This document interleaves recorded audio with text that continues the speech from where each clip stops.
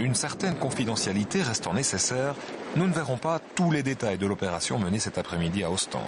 Le cadre de l'intervention, c'est ce navire, censé être aux mains de terroristes qui retiennent les passagers en otage.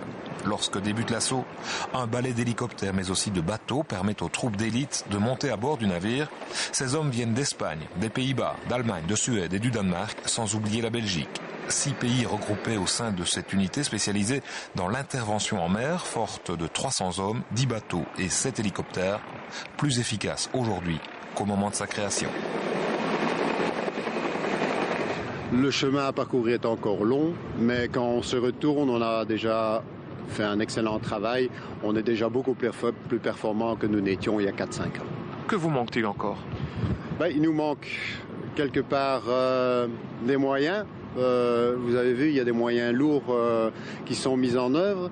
Il y a cet appui, ce cadre légal qui doit aussi réglementer ou du moins établir les modalités de notre coopération, parce que dans une intervention, il peut y avoir des dégâts. Ça peut être des dégâts à l'étranger, on peut blesser des gens, tuer peut-être des gens lors d'une opération pareille, et tout ça doit être prévu à l'avance. Donc il faut prévoir ce cadre légal.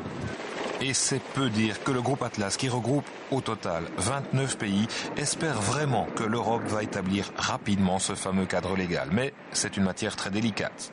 En attendant que tout le monde se mette d'accord, l'Europe, et c'est un autre paramètre capital, promet des moyens financiers. C'est une priorité et je pense que aussi les investissements qu'ils ont faits dans le secteur de la technologie dans ces domaines sont énormément importants.